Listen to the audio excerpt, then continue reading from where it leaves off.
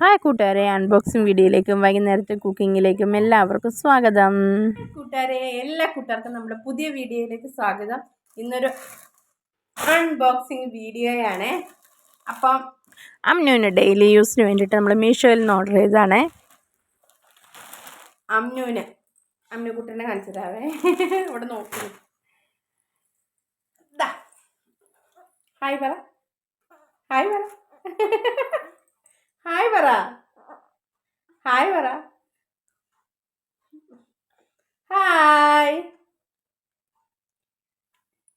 അന്ത വിട്ട് നോക്കി നിൽക്കാട്ടോ. ഹായ് പറ, ഹായ്. അപ്പം നമ്മുടെ അൺബോക്സിങ് വീഡിയോ ആണ്. നമുക്ക് ഇവനോട് ഒന്ന് നിർത്താം. അപ്പം മോളുണ്ട് കേട്ടോ ഇവിടെ, കേട്ടോ. രണ്ടുപേരും കൂടി അൺബോക്സ് ചെയ്യാനുള്ള. അപ്പോൾ ബഡ്ജറ്റ് ഓൺലി റേറ്റേ വരുന്നുള്ളൂ. അപ്പോൾ അതുകൊണ്ടാണ് നമ്മളിത് ഓർഡർ ചെയ്ത് വാങ്ങിയത്. കോംബോ പാക്കാണ് ഇത്. വേറെ ഒന്നുമല്ല കേട്ടോ, അമ്നുവിന് കുറച്ച് ഡ്രസ്സുകൾ ഡെയിലി യൂസിന് വേണ്ടിയിട്ട് ഓർഡർ ചെയ്തതാണ്. കോംബോ പാക്കാണ്. എങ്ങനെയുണ്ടെന്നൊന്നും അറിയില്ല.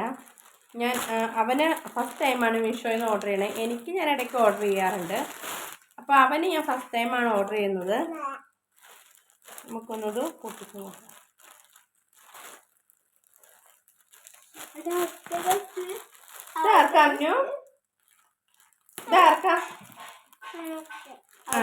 അമ്നുവിന് ആർക്കാണ്?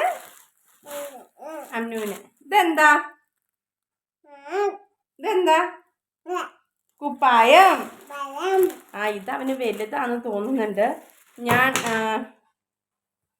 2 വയസ്സിനൊക്കെ തന്നെ ഓർഡർ ചെയ്തേ. പക്ഷെ കുറച്ച് വലിപ്പം കൂടുതലാണോ എന്നൊരു ഡൗട്ട്. 3-4-5 കളറുണ്ട് കേട്ടോ. നമുക്ക് അവനെ ഇടിയിച്ച് നോക്കാം. കുഴപ്പമൊന്നുമില്ല, ലേശം വലിപ്പം കൂടുതലുണ്ടോ എന്നൊരു സംശയമുണ്ട്. ആദ്യമായിട്ടാണ് അവനെ ഡ്രസ്സ് ഓർഡർ ചെയ്യണത്. അപ്പം അതിൻ്റെ ട്രൗസർ ഉണ്ട്. അപ്പോൾ പിന്നെന്താ, നല്ല രസമുള്ളൊരു കളറുണ്ട്. എന്താ അത്? ട്രൗസറും കൂടെ ഊരി നോക്കിയിട്ട് നോക്കാൻ വേണ്ടി. എന്താ അതിൻ്റെ ട്രൗസർ നല്ല രസമുണ്ട് കേട്ടോ. ഇതെനിക്ക് കളർ എനിക്ക് ഭയങ്കര ഇഷ്ടമായി. നിങ്ങൾക്ക് അതിൽ ഇഷ്ടപ്പെട്ട കളർ ഏതാണെന്ന് പറയണേ. പിന്നെ ഇതായത്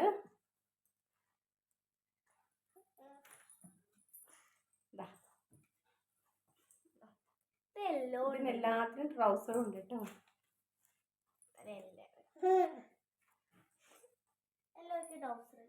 ഉണ്ടല്ലോ.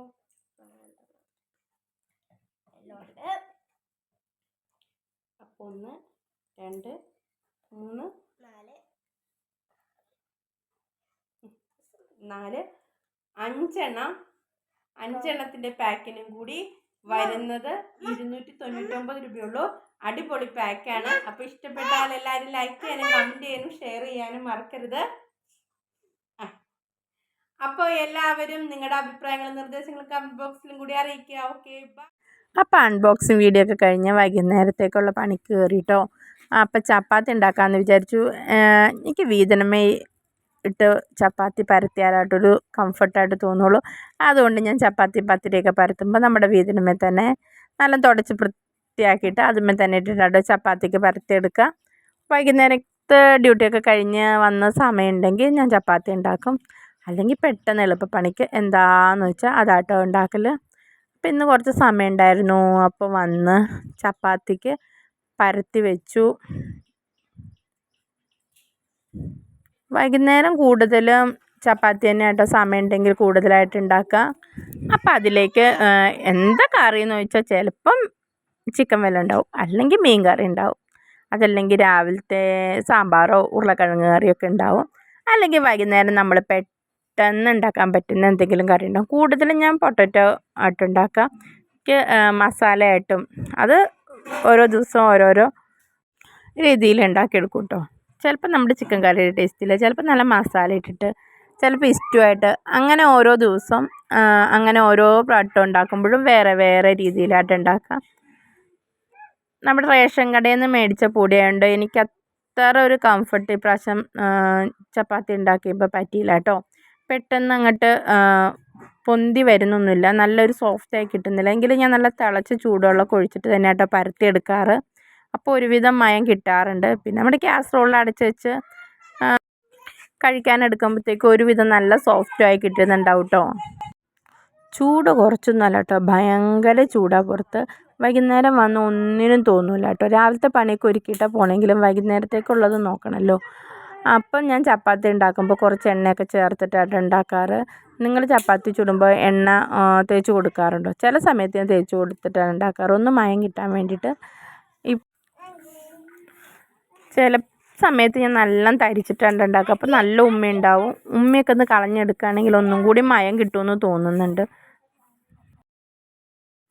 ഞാൻ 2 രീതിയിൽ ഉണ്ടാക്കി നോക്കാറുണ്ട് കേട്ടോ. നിങ്ങൾ ഈ റേഷൻ കടയിലത്തെ ഗോതമ്പ് പൊടി മേടിച്ച് ഇങ്ങനെ ചപ്പാത്തി ഉണ്ടാക്കാറുണ്ടോ?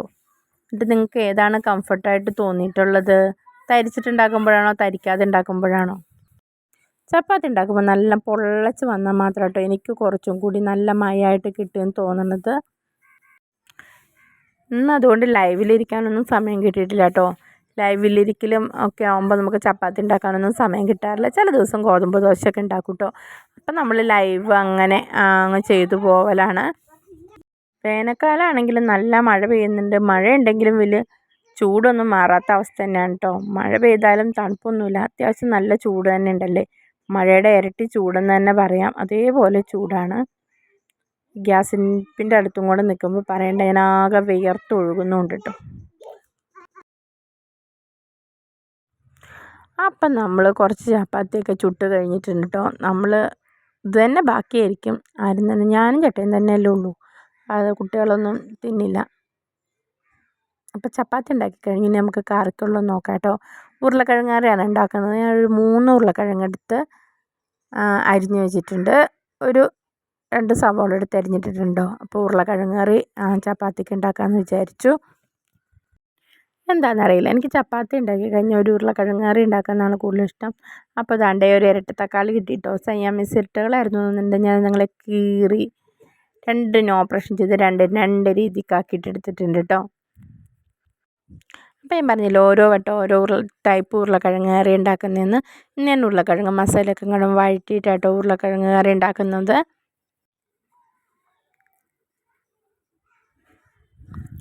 മക്കളും ചേട്ടായിണ്ട് അവരോട് വർത്തമാനം പറഞ്ഞുകൊണ്ട് കേട്ടോ ഞാൻ കറി ഉണ്ടാക്കുന്നതും. അടുക്കള ഭാഗത്ത് നിന്ന് പുറത്തു കൂടി പോകുന്നവരൊക്കെ കാണാം കേട്ടോ. അപ്പം ഞാനാണെങ്കിൽ ഒരു ഒച്ച കേട്ടപ്പോൾ ആരോ പുറത്തു കൂടി പോകുന്നതെന്ന് എത്തിപ്പാളി നോക്കുന്നത്. അപ്പോൾ മുകളിൽ നിന്ന് ആൾക്കാർ വിറകൊക്കെ ആയിട്ട് വണ്ടിയിൽ വന്ന് കൊണ്ടുപോകും കേട്ടോ. ഞാൻ വിചാരിച്ചു ആരാന്ന്. സാധാരണ വഴിക്ക് അങ്ങനെ ആരും പോവാറില്ല. അപ്പം ഞാനതൊക്കെ ഇങ്ങനെ നോക്കി നിന്നിട്ട് നമ്മുടെ മസാലക്കറിയൊക്കെ ഇട്ട് ഉണ്ടാക്കിയിട്ടോ. അപ്പോൾ ഇന്ന് വൈകുന്നേരത്തേക്ക് ഉരുളക്കിഴങ്ങും ഉരുളക്കിഴങ്ങ് കറി ആയിക്കോട്ടെ എന്ന് വിചാരിച്ചു.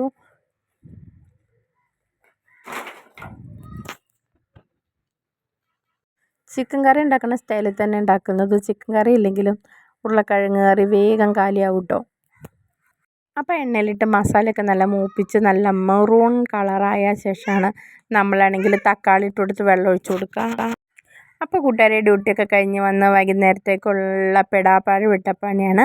അപ്പോൾ നമുക്ക് വീഡിയോസൊക്കെ ഇഷ്ടപ്പെട്ടാൽ ലൈക്ക് ചെയ്യാനും ഷെയർ ചെയ്യാനും കമൻറ്റ് ചെയ്യാനും കൂട്ടുകാരെ മറക്കരുത്. അങ്ങനെ 2 സയാമീസ് ഇരട്ടകളെ കീറി നമ്മുടെ കറിയിലേക്ക് ഇട്ട് കൊടുത്തിട്ടുണ്ട് കേട്ടോ. ഞാൻ ഒരുപാട് ഇൻഗ്രീഡിയൻസ് ഒന്നും ഇട്ട് ആർഭാടാക്കി എടുക്കാറില്ല. സിമ്പിളായിട്ട് ടേസ്റ്റായിട്ട് ഉണ്ടാക്കുന്ന രീതിയിൽ തന്നെയാണ് കേട്ടോ ഞാൻ കറിയൊക്കെ ഉണ്ടാക്കിയെടുക്കുന്നത്. അപ്പോൾ കൂട്ടുകാരെ നിങ്ങൾക്ക് ഇഷ്ടപ്പെട്ടാൽ നമ്മുടെ ചാനൽ ആദ്യമായിട്ട് കാണുന്ന കൂട്ടുകാരൊക്കെ ഉണ്ടെങ്കിൽ ഒന്ന് സബ്സ്ക്രൈബ് ചെയ്തേക്കണേ. വീഡിയോസൊക്കെ ഇഷ്ടമായാൽ ലൈക്ക് ചെയ്യാനും കൂട്ടുകാരെ മറക്കരുത് കേട്ടോ.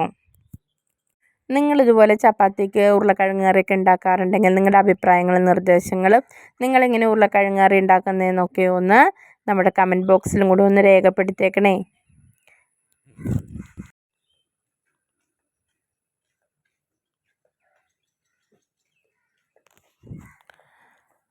കറി തന്നെയായിട്ട് ഞാനൊരു വീഡിയോ ഇടുന്നുണ്ട് കേട്ടോ. അപ്പോൾ അതിൻ്റെ ഉള്ള വോയിസും കൂടി കൊടുത്തിട്ടുണ്ട്. അപ്പം ഞാനിതിൽ ആ വോയിസ് കൊടുത്തിട്ടില്ല. അപ്പോൾ ഉരുളക്കിഴങ്ങ് കറി ഫുള്ളായിട്ടുള്ള വീഡിയോ സെപ്പറേറ്റ് വരുന്നതായിരിക്കും കേട്ടോ കൂട്ടുകാരെ. ഈവനിങ് ഡ്യൂട്ടിയുടെ കൂടെ നമ്മുടെ പൊട്ടറ്റോ കറി ചപ്പാത്തിയൊക്കെ ഉണ്ടാക്കുന്ന രീതി ഞാൻ കൊടുത്തുവെന്നേ ഉള്ളൂ. അപ്പം നമ്മുടെ കറി മാത്രം ഉണ്ടാക്കുന്ന സ്പെഷ്യൽ വീഡിയോ നമുക്ക് സെപ്പറേറ്റ് ഇടാവേ. അപ്പം നിങ്ങളുടെ നിർദ്ദേശങ്ങളും അഭിപ്രായങ്ങളൊക്കെ കമൻറ്റ് ബോക്സിൽ അറിയിക്കുക. നിങ്ങൾക്ക് ഇഷ്ടപ്പെട്ട ആ കൂട്ടുകാർക്ക് ഷെയറിങ് കൂടി ചെയ്ത് കൊടുത്തേക്കണേ.